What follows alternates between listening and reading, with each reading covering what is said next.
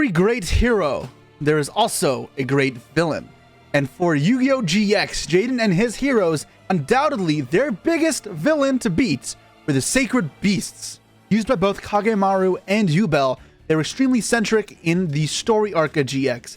And as a kid growing up, this dark counterpart to the Egyptian gods fascinated me. I pulled an ulti Haman from my Shadow Infinity packs all those years ago, and ever since, I've been fascinated by them, trying to make a deck work.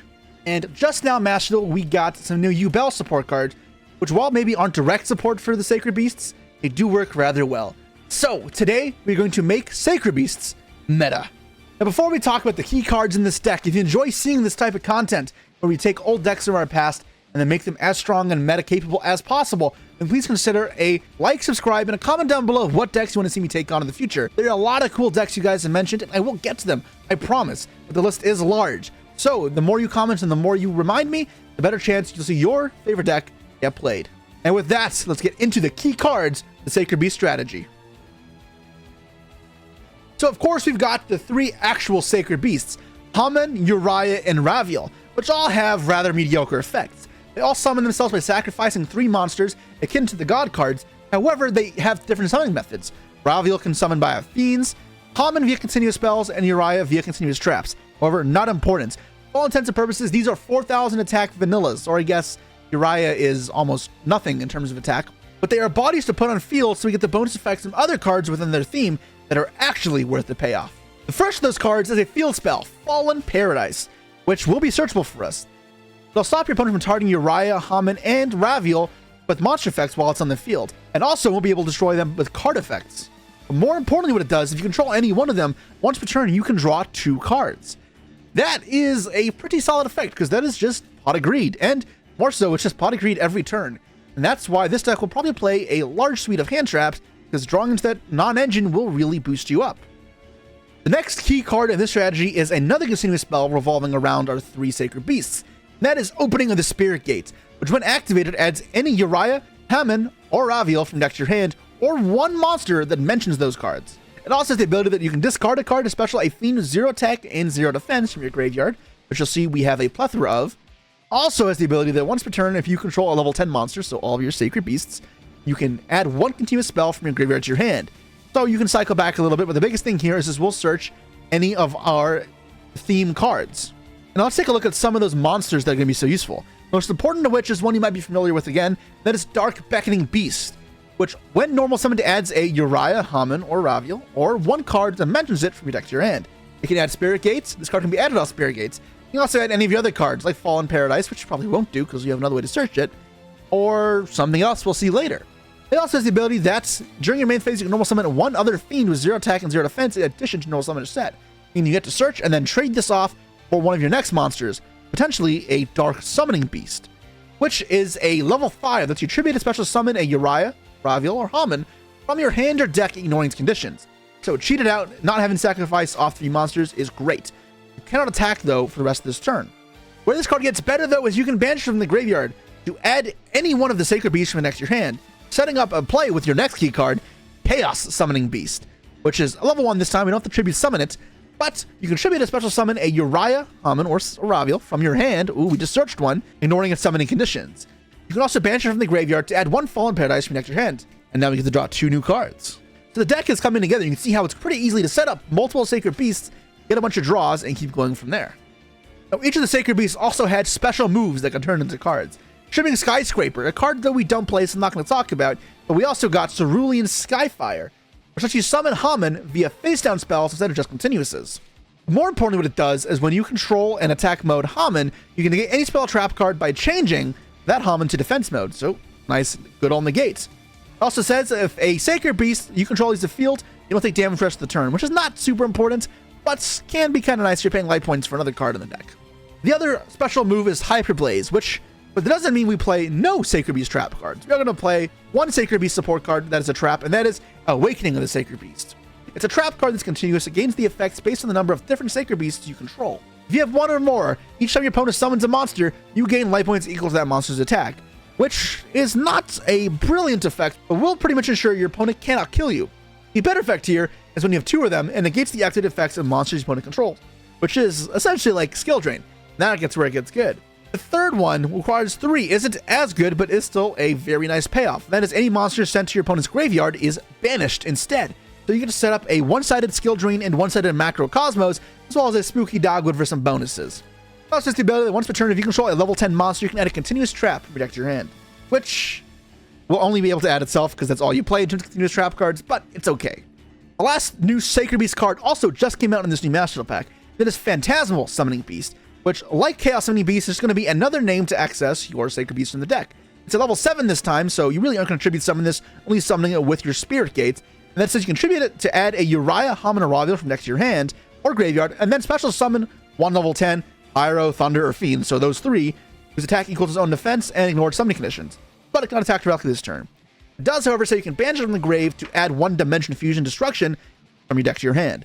Between the Dark Summoning Beast, Chaos Summoning Beast, and Phantasm Summoning Beast, we have a way to summon all 3 Sacred Beasts on the first turn, while searching more copies, a Dimension Fusion Destruction, and a Fallen Paradise. Dimension Fusion Destruction is a fusion spell, which lets you banish your hand, field, or graveyard fusion materials for a Phantasm monster. You also want to take no damage from battles involving a monster's attacks, and if you control one of the Sacred Beasts, your opponent can activate cards or effects in response to this card's activation. The card you're going to be summoning is one of 2. Armitile, Chaos Phantasm, which requires all 3 Sacred Beasts, and it's pretty simple. It can't destroy battle, and during your turn, gains 10,000 attack. So this is going to be a great way to kill your opponent. When you can't kill them because you can't attack directly or anything, other Armitile, Phantasm of Fury, is going to be a solid pick, which also requires 3 Sacred Beasts, but lets you give itself to your opponents, and then during their end phase, it'll banish itself and all other cards that your opponent controls to summon one of the other Armitiles from your extra deck, ignoring its conditions. So essentially, you're going to wipe the entire field clean with this instruction. So yeah, you can see that with all the cards that have come out, Sacred Beasts have a ton of support. But remember, I also said there are some Yubel cards that help this deck out. So let's go over those 2 real quick, and I promise we'll get to the deck shortly. The first of which is Nightmare Throne, which once activated lets you take 1 Fiend with 0 attack and 0 defense and add it from your hand or destroy it. We're not playing Yubel, so we're not destroying it. We'll be adding our Dark Summoning Beast or our Chaos Summoning Beast, or you can see where we're going here. Dark Backing Beast, anything we want. It also has the ability that when a Yubel leaves the field, you can pretty much get another Yubel, but we're not going to focus on that because we don't play any Yubels in our deck. Next card to mention is Gruesome Grave Squirmer, which says if you control any Fiend monster, you can quick effect special summon this card from your hand. They can destroy a Yubel or a monster that mentions it. Doesn't matter to us.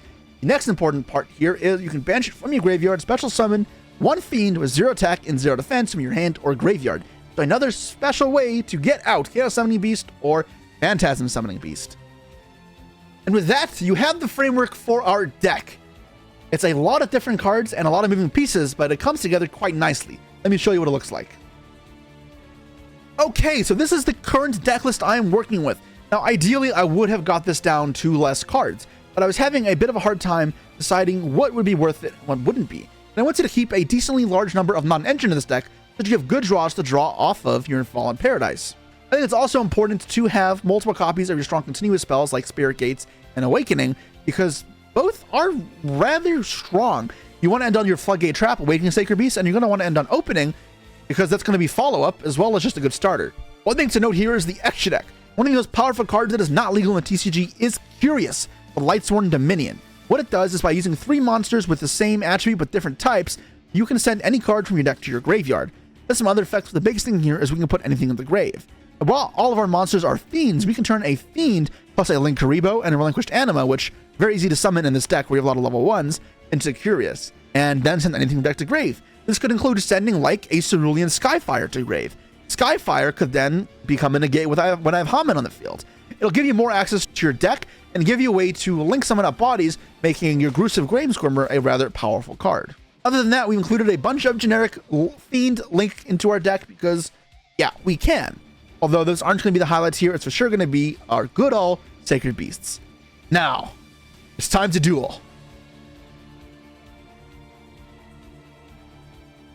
Okay, it's time to duel. Okay, we have won the roll with 5 engine cards, which pretty good. However, no way to beat Maxi. So we'll see if I get Maxi'd in a moment, I guess. Add a monster 0 attack here. We're gonna add Dark Backing Beast for sure. We'll get Ash here. Hopefully it's not Maxi. I really hope it's not Maxi. Please don't Maxi me. What have you got for me, Duelist? Maxi. Of course it's Maxi. Why wouldn't it be Maxi? Oh god, I hate Maxi so much, man. I have no idea how much I hate this stupid card so goddamn much. Alright, well, let's add Dark Beckoning Beast. I don't have to give him infinite draws. This does suck so much still. It's half my life as well. I really don't want this to get ashed. I'm gonna hope he ashes this instead. Because I don't care what monster this adds, really. If I want it to be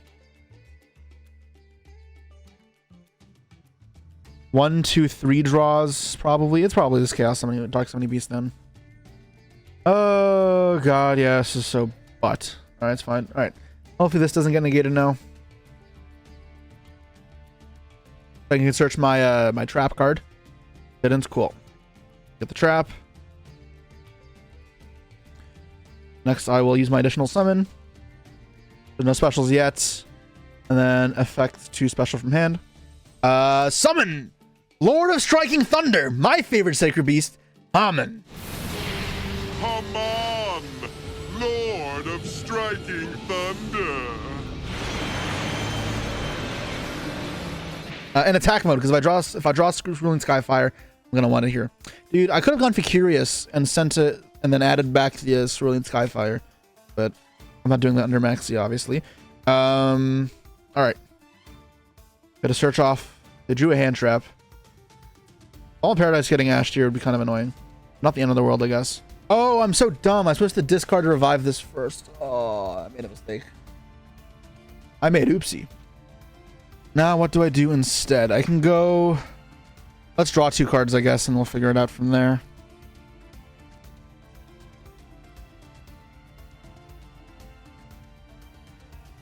Draw 2 cards. Ash Blossom.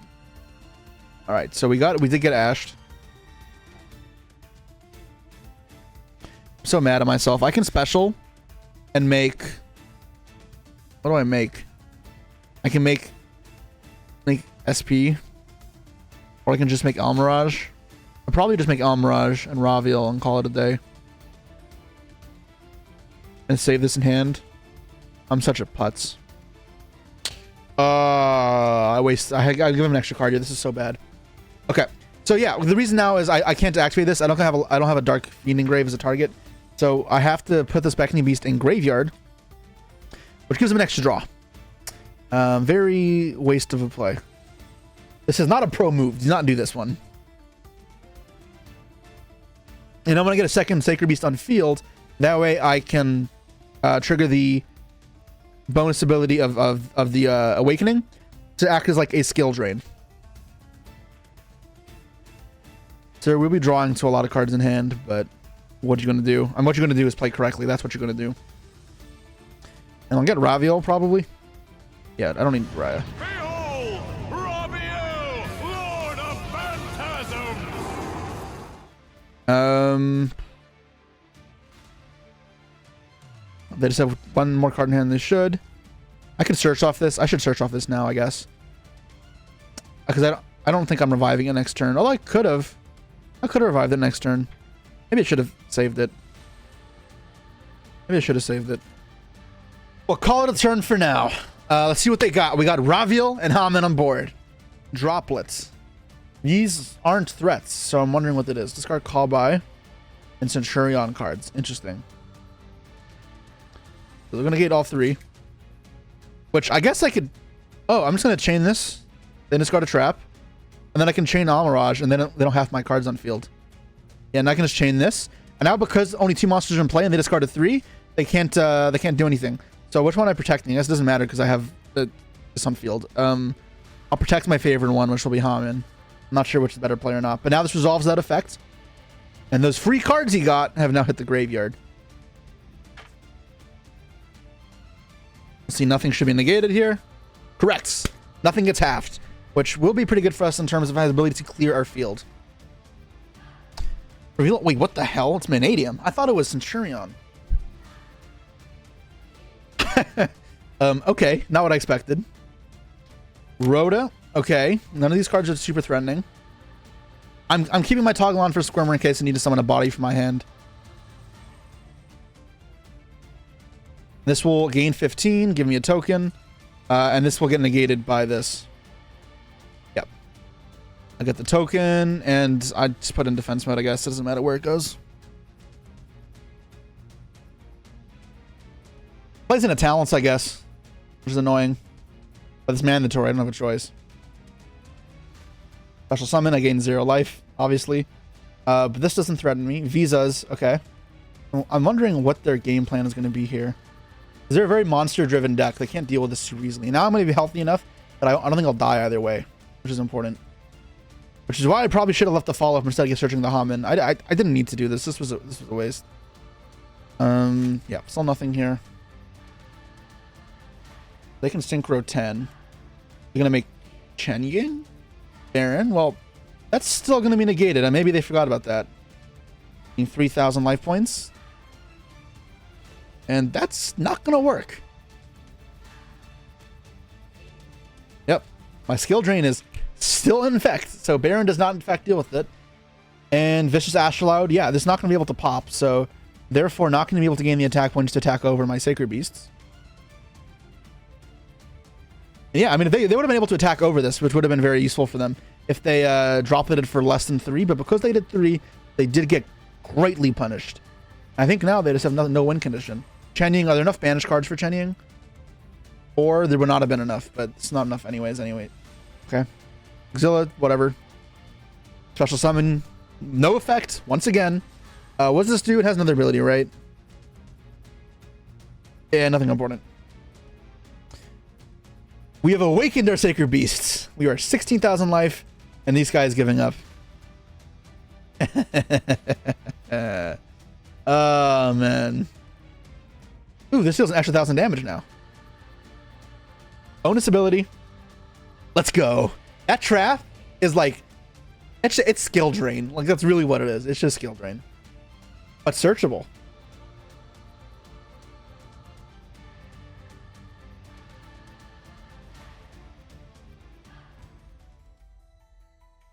All right. We have won the roll and bricked. Our opponent has been kind enough to maxi us. I maxi a lot, don't I? Question is here. I could try set a monster to set up this for later. Is that ever worth it? It's probably worth me setting this. Hopefully they brick. Can't attack over it, which is an extreme long shot. I think I'd Fallen Paradise in neck to hand. Maybe I'm supposed to go Link Reba then, or just search Fallen Paradise so I don't draw it. Return. That's perhaps better. Poplar for a Snake Eyes Witch. Yeah. That is annoying. I am going to Veiler that, I think. I'm going to Veiler that. I know hitting original could be good, but I'm not trying to enter a grind game for snakes when they have original set up. I just got a Poplar, so they made a second one, but I have Imperm for that. I just know them getting original. Like, I'm trying to hand trap them early. Okay. Put back the Poplar. This could still be Rescue Ace as well, I guess, which is important. Or Fire King. Alright, Battle Phase. Their hand might be all hand traps, which is actually a problem for us. Like, again, we just have nothing that does anything. Maybe they have more maxis. Set 1. I really wouldn't have discarded this if they had one of their options. But okay. Let's draw. I should have searched Fallen Paradise last turn. That is so sad. Alright, well, I'm an idiot and I'm being punished for it. Oh, that was so bad. Maybe I'll ash this. Nope, of course not. Alright, well, no point in setting anything, so this is a simple pass. And hopefully they cannot apply enough pressure to kill us. They were not so quick to do anything this time, so I mean they may still not have, they may still have Maxime, just this time they're holding it because they need the card guaranteed to play. Wanted. I can ash that or hold Imperm. I think I ash it just because the 25 beat stick is a problem. I don't draw follow-up. What's a fire engrave? But I don't think they have a good fire. I could just be Call Bite here though. Oh, sure, same thing.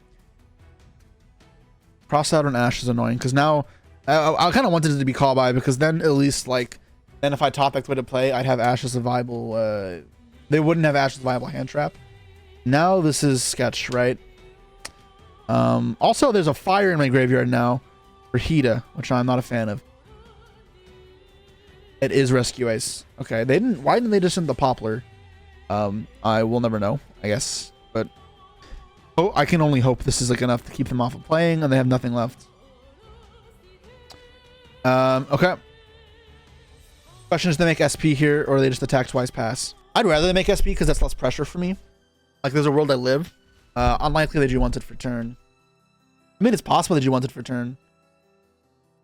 Maybe they did. They would have said it, right? I guess. I don't know. Maybe they would have said reinforced, though. None of it makes sense. I don't know. All right. I got a miracle draw here, and there's so many cards it could be. So many cards it could be. And 2 make SP. Okay, so this actually means that now I have a viable play, a viable way to live without summoning. Draw Spirit Gates. That's good enough. That's good enough. Okay, so add from deck to hand. And let's get Beckoning Beast, right? Yeah, Beckoning Beast. And now I'm going to use my Fallen Paradise. And I'm not going to use the effect. Right? I use the effect, what do I add? I get to add from deck to hand. I don't have a target engraved there for this, right? I don't. So I have to just not use the effect. Pains me. Summon on top.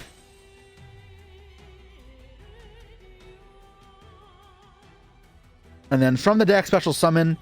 What am I going to summon? Probably Haman, because I can draw Cerulean Skyfire off Fallen Paradise. It's pretty good. And now I have awakened the Sacred Beasts. Can't attack though, thanks to this bastard. Not attack. Yep. Do I want to search off this or save it in grave as a revive? I'll draw Chaos Summoning Beast. I could just do it afterwards. Yeah, I'll just draw 2 here because I may need this for follow-up. May need that for follow-up. I don't guaranteed follow-up. 2 non-engine. That's fine. You know what? That's pretty good. I'm not going to use this because I can discard to revive next turn. I'm not going to discard to revive this turn because it doesn't do anything. You can summon twice, so I can't Typhon. Not that I want to Typhon. Right? Yep. We're good. We're calling it a turn here. We're calling it a turn. Okay. Haman in play should be enough. And we have 2 forms of interruption. That is going to draw them a card, right? No, it's not. They don't have any rescue aces. That's worthless. We got this. Let's go. Set a card. Yes. Draw 2 more cards now. It's over. I would rather not use this to summon, by the way, because then I can't attack again. Okay. More non-engine. But drawing 2 cards every turn is like really good. Like, you guys are seeing... I should have to explain how good draw 2 is. Oh, there you go. I don't have to do anything dumb now. Let's search with our Beckoning Beast for Chaos Summoning Beast. And then I can search that. Okay, yeah, I got a game plan. Got a good game plan. Actually, no, I should have searched this first, because now I can SP banish this and this. Then I don't have the extra normal summon anymore. Yeah. They're doing it anyways, so it doesn't matter. Do I chain them perm? No, because it doesn't make a difference. Banish. And I'll search for my Chaos Summoning Beast. And then let's revive our Chaos Summoning Beast. Or I can bring back Beckoning Beast and then extra normal this. No, I don't care about that extra. The body means nothing to me. Bring this back. And then I get to search from deck to hand. I want to get Raviel, right?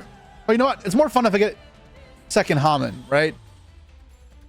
Let's end it with 2 Hamans. The Lord of Striking Thunder. Effect a special. Not chaining Maxi to my own card. So rise again, Haman! Second Haman. Let's go. Battle phase. 4K. Come on. Let me connect. Attack! Cerulean Skyfire! No, I don't want to Maxi myself. Kill him! Alright, that was a very strange game. But if anything, that shows Fallen Paradise is one hell of a card. Fallen Paradise, chef's kiss.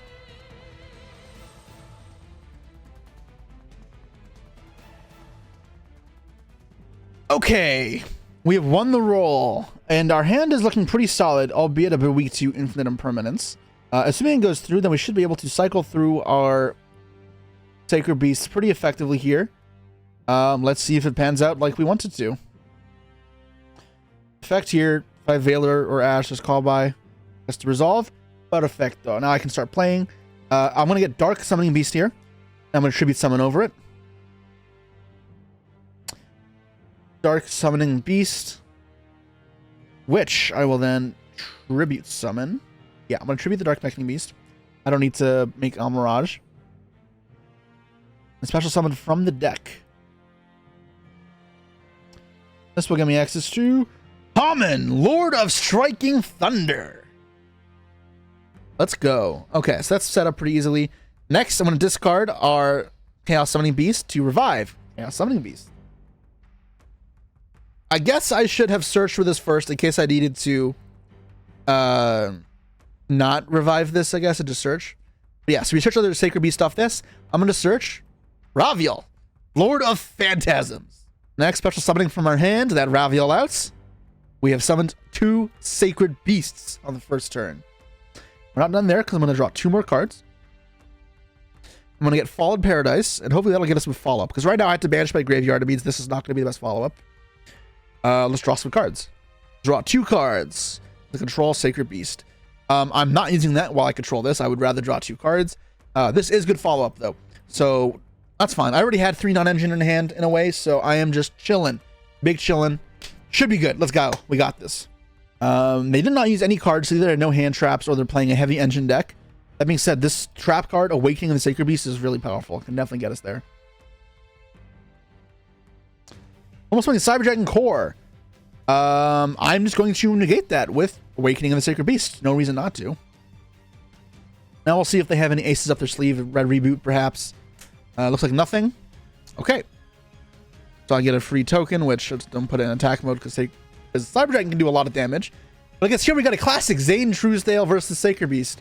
Which, actually, I don't know if it's a classic. I can't remember if that's a matchup that ever happens. In fact, I don't think it does.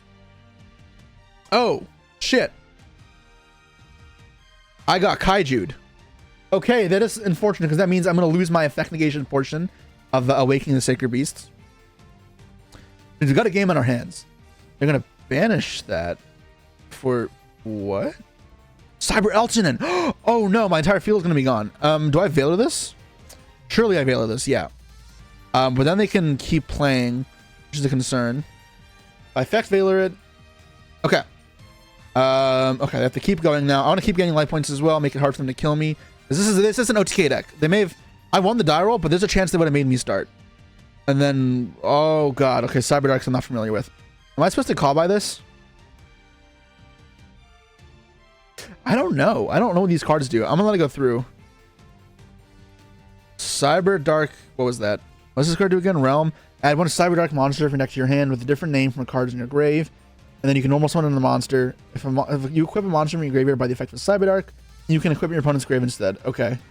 Sure. The card's good. Is it what he needs to win? No clue.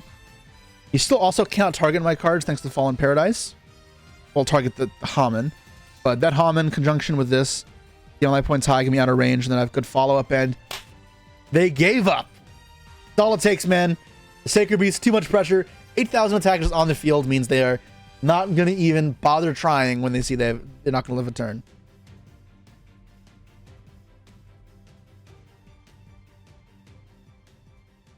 Okay. We have lost the roll versus Coleman T here, but our hand looks pretty solid. Brilliant Skyfire is not like the best card to draw going second, but it's alright. I'm playing versus the Umi deck. This deck is pretty fragile, so I think Ashing here is a good call. Yeah. And no call by. Good sign. Versus the Umi deck, what's going to be my best course of action here? Because if I get locked out of playing, I have to find a way to get guys on field. None of mine are water. Just because they're setting doesn't mean they have nothing. I have Karishan's Dark Reef that will lock me out. Let's see what we get for turn. Raviel here, so this can summon this immediately. Which arguably is better than this. No, I'll still check for hand traps this way, I feel like. This is a good way to check for hand traps for sure. Check to search. Ash. Perfect, exactly. Got Ash.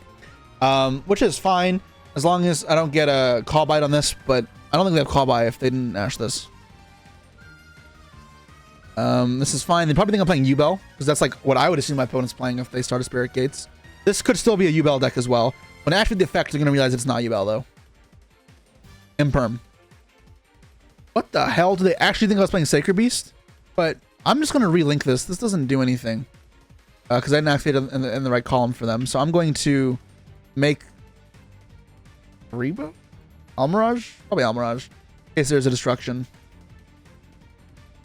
Do I keep this? I don't know if I need this. If I draw a Haman, I kind of want it, but Maxi's better than that. Maxi's better than that card for sure. Much I'd like to keep a Cerulean Skyfire. Throw it away and get out our Summoning Beast again. Cool, nothing. I'm gonna get Impermed again. That's potential, I guess. I get Impermed. If I get Impermed again, what do I do? What's course of action? Does this pass? I didn't. Okay. Still a chainable card though. Our Lord of Phantasms. Let's go. All right, now I get to draw 2 cards. Oh, right. I forgot that I can add back a continuous spell. I don't know why I forgot that, because I do that in Yubel all the time. So, no questions. The best card to discard was our Cerulean Skyfire. Let's grab that back real quick. God, Spirit Gates is such a good card. It's actually just, like, custom. that card is so insane. And let's put this up, make your guy indestructible and targetable. Now I think this deck actually just can't kill our monsters. We'll draw two more cards while we're at it. And this game should be in the bag. Chance we kill them. Nothing has locked us out of attacking yet. That is certainly not going to kill them. Yeah, battle phase. Clean all 4K damage, you know? Alright, so I'm going to not set in this column in case it is imperm, but I think we are good to go. Do I use this? No, right? I can just discard it next turn. Even though I have nothing to discard to revive. I guess that's the one scary thing. I actually don't have any engine if this dies. That being said, 3 cards in hand versus the Umi deck. I feel safe. Yeah, this gets ashed with the quickness. I do not think they stand a chance here. Another Ash Blossom. This is why you play hand traps in this deck. Drawing these hand traps is so insane. If they may set a monster to pass, I'm not sure what they'll do. Which I guess I can't even kill right now, which is kind of crazy, but I have no doubt that I'm drawing 3 cards return. I'll find something that'll kill him. They decided it was enough. That's what I'm talking about. The value is never ending with Fallen Paradise. All right, and that was Sacred Beast in action. And it may have looked very much anticlimactic in a lot of ways, because in some ways it can be. This deck is very strong when it goes off, but also can sometimes struggle to get going. And you saw that we were either going at like a 0 speed, or we were just going and pounding them. And a lot of that is in part to, once you get the Sacred Beast on the field, the synergy cards alongside them, like Fallen Paradise and Awakening of the Sacred Beast, are very powerful. The issue is getting there. I never got to show off the cool Curious combos, Grave Scrimmer. Only time I drew it, I did get Max Seed, but that's all right. It ended up not making much of a difference. The Awakening Sacred Beast was enough to solo our opponent's entire board. I also never got to show off our Dimension Fusion Destruction, but it is an option, so I felt like it was worth including, even if I never got to use it. And that being said, I think that brings an end to the Sacred Beast deck profile. So remember, if you guys want to see more, you'll know what to do. Like, subscribe, leave a comment down below what deck you want to see me make a meta version of next.